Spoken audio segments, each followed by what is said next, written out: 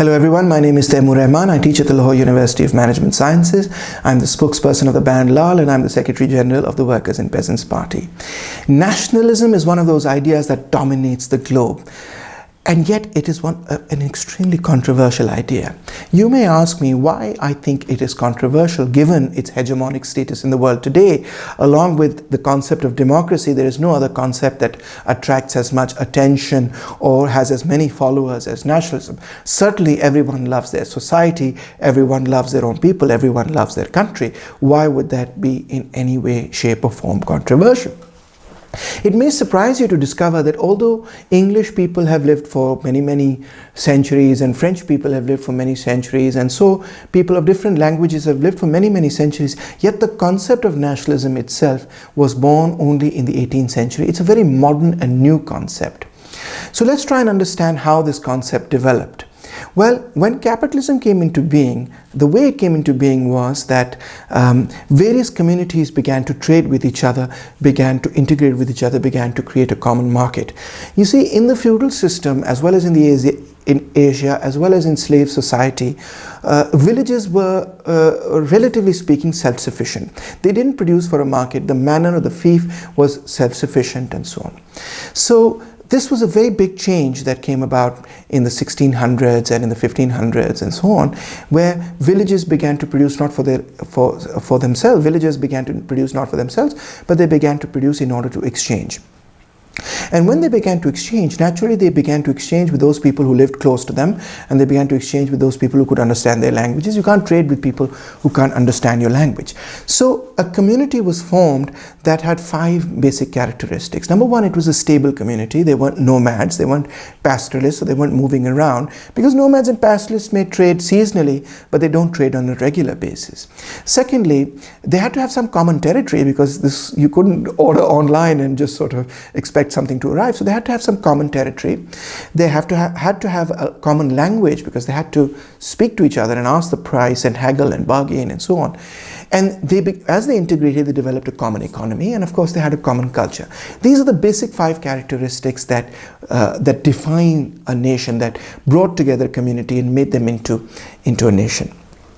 Now, when nations came into being, and as they grew richer, when these communities, these market-driven communities became richer, they began to challenge the political power of the landed class. They did that in England and they did that in French. Because these communities had already been created and they were thinking about England for the English and France for the French and so on. These are some of the main slogans of nationalism. When they finally overthrew the monarchies of their time, they created what we call nation states. Since they had already become nations, when they took over the state represented the nation, they became nation states.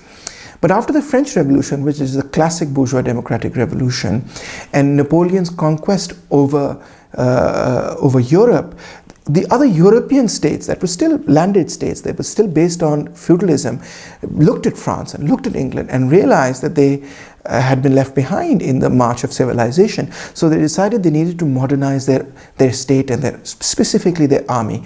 They began to develop manufacturing and industry to develop the arms and ammunitions that would supply the army.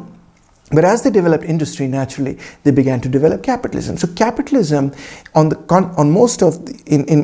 most of Europe came not from below, didn't develop from below, from villages and so on, but developed rather from the top. It was the feudal class itself that introduced capitalist production into those societies. So that's the basic difference between England and France and, let's say, Germany. In England and France, capitalism developed from below and then emerged, whereas in Prussia and Germany, capitalism developed from above and then it seeped into life. Now, these big states, certainly states like the Austro-Hungarian Empire, these were multilingual states. As capitalism began to develop and began to spread from the top down, the people of these states began to awaken to national life. They began to talk about themselves as a nation. They became nations, but they suddenly found that they were in states that did not accord to the boundaries of their various national groups.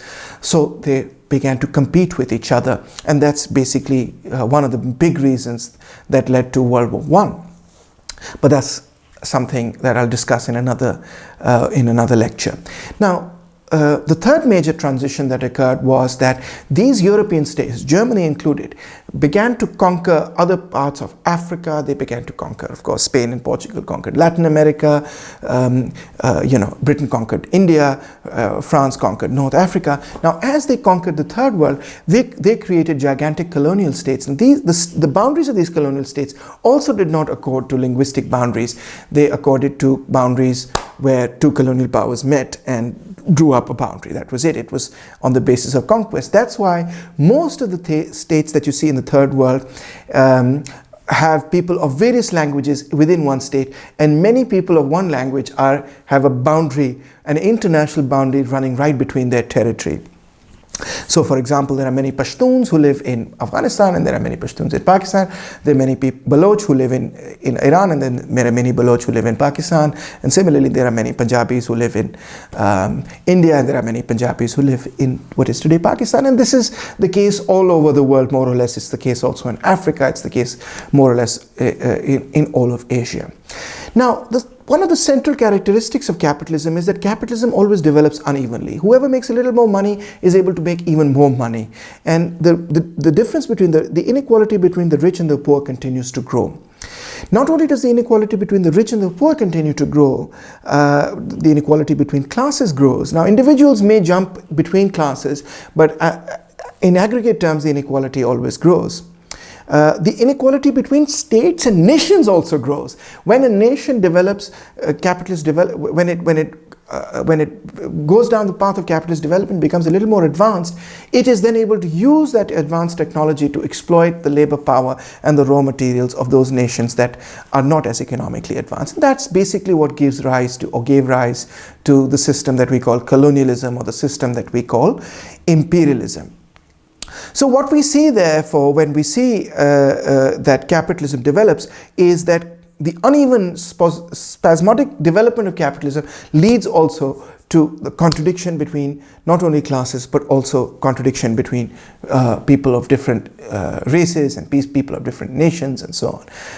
And if you add to that the fact that nations that develop a privileged position or a position of dominance don't want to share their wealth and their riches with backward nations or economically backward nations, what you get is a situation where these economically dominant nations will try to shut out the other nations from participation in politics or in their state. They will undertake undemocratic measures to keep those people away from the corridors of power. So this results in a policy of national oppression. One of the classic examples, of course, of national oppression is is slavery in the United States South, or are the apartheid laws in South Africa, or in Rhodesia, what is now Zimbabwe, and so on. And there are many, many other examples that one can find in colonial history.